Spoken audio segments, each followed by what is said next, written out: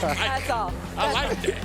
All right, we got two more stars now joining us from the pivot. Obviously, RC is here with us now, but we got Channing Crowder, and we also have Fred Taylor. Fred Taylor is here with us now. And guys, we're going to go to the NFL here and talk a little bit about the Browns and Shedeur Sanders, because he began his NFL career as QB4, but this weekend, Shedeur Sanders is now going to be QB1 for the Cleveland Browns when he makes his first pro debut against the Raiders in Las Vegas. Shedeur's NFL debut came this past Sunday in a loss to the Ravens. He struggled, but now obviously he's going to have a full week of practice with the ones. And so, what are we going to make of Shedeur Sanders? What does he have to do this weekend, Channing? First, he has to go out there and ball, but you got to put it all on Front Street first. The man got kidnapped by the organization up front. They didn't want him, then they got him after Dillon Gabriel. Now they're trying to work the man back in. If he balls in his first attempt on the field, after having no snaps at practice with no starters, don't kidnap this man. Mommy wanted me, daddy didn't want me. If he balls this week, he has to start, and flat out, he's better than Dillon Gabriel. I done said it 100 times. But I'll say it this way, not to you, Fred. That's what the narrative, you would think so, but my challenge to Shedeur is play a clean game. Play within yourself and allow your talent to take over when you have an opportunity to take over, right? I think so much is to be said about how Kevin Stefanski has handled this situation or has mismanaged this situation, but nevertheless, we're here now. Yeah. Figure it out and make it happen. What you got, Fred? Yeah, I think last I checked, I'm old school, right? So injury can't allow you to lose your starting job. But the Browns are desperate, so who knows what they're going to do there. I think for Shedeur, he has to come in and show some consistency, right? Not just being in the moment, but show that he can just stack reps and stack plays and continue to go out there and make plays and not flinch, because he's talented. But what he's going to give them Sunday, who knows? It's all about the coaching staff, set him up, putting him in the right situations, unlike they did a week ago. Because when they were in the lead, they came out, they passed the ball. Set him up, have a run game, try to ease him into that, get some quick throw opportunities for him. And when you set him up that way, you give him an opportunity to gain confidence. Gain that confidence, that's what he needs, and then he'll be okay. Y'all talk about what he needs to do. Let me tell you what he can't do. He can't look like last week. That cannot happen, because let's call it what it is. I don't care what anybody say. A two-time coach of the year harbors some responsibility for that quarterback looking ill-prepared. That bothers me.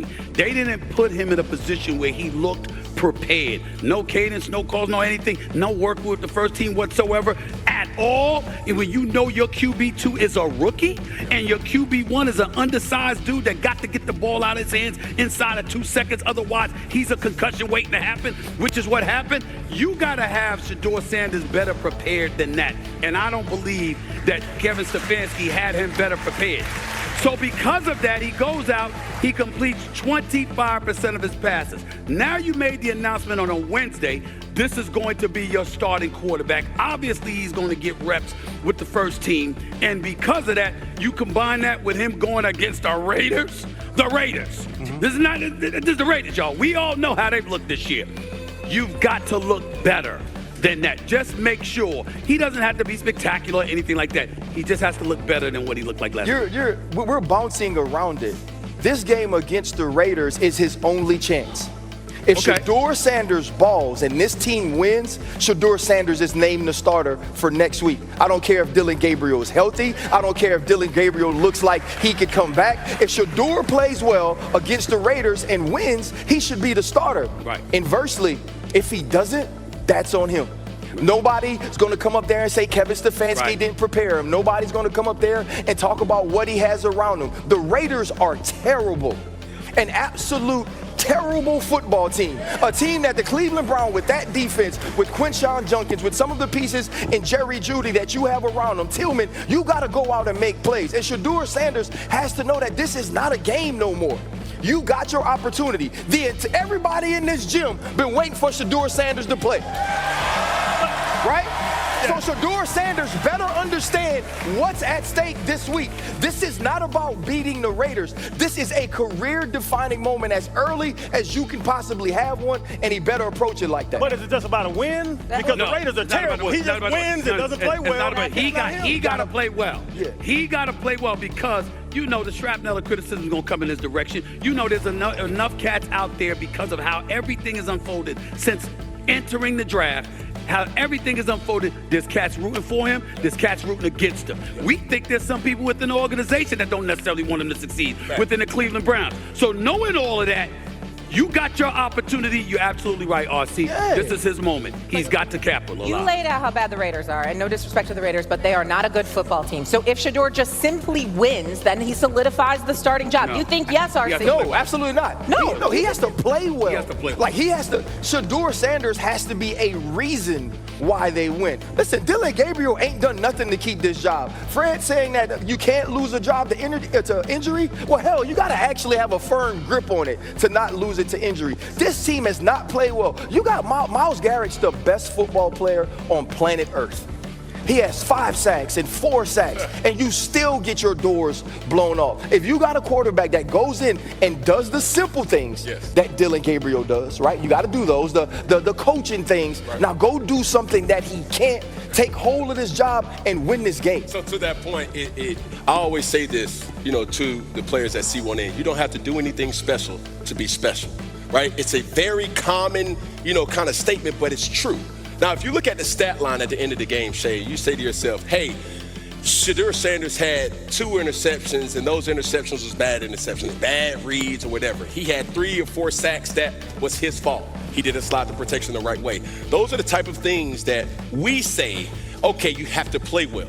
Now, playing well doesn't automatically mean you have to throw for 250, 300 yards, or even 200 yards. Playing well is saying, hey, my read is right there, the mic point's right there, it's going there, and that's where the ball went. I gave my guy an opportunity. It tipped off of his helmet, and that's why it was an interception. Yep. It can't be because you're looking this way, and then you get your back blew off because you didn't slide the protection in the right way. Hey. Those are all things. Whoa. Please. Give me grace. Give me grace. It was a football analogy, damn it. Like, slow down, bro. Come on, slow down. I was trying to slide the protection and then. Okay. You know what? Slide Oh my God. Get me out of here, bro. Help me out, bro. I don't want your protection. Get me out of here. Let Channing and Fred jump in. What do you guys think? You want a guy to come in and save an offense that's already terrible. All that he's supposed to do, you saying slide the protection, get this right. It's a terrible offense he's walking into. That's a fact. So how is he going to go out here and ball when he's in one of the worst offenses in the league? So now you're saying go make your career in this terrible offense with limited weapons, with no protection. It's young man, go do your thing. It's unfair, but he has to. That's the point. It's unfair, but he has to. There's no way around it. He doesn't play for anybody else. He plays for this Cleveland Browns team. Yeah. He plays for this Cleveland Browns team that they're saying, there's an offensive coordinator, Fred. There's a head coach that might not want him, where the GM wants him, the owner's willing to go there. He's got to do it no matter what the circumstance. Yeah, it's a lot of bigger issues outside of Shedeur, but for Shedeur, he has to embrace this opportunity. He should be lighting up this entire week ready for Sunday. You've been waiting on this moment. We've all been waiting on this moment. What you gonna do with it? That's what it comes down to. We'll find out. We'll find out as the Browns will face the Raiders this weekend. And we'll have a lot to say about Shedeur Sanders, obviously, on Monday here on First Take. All right, First Take is here at Bethune-Cookman right now.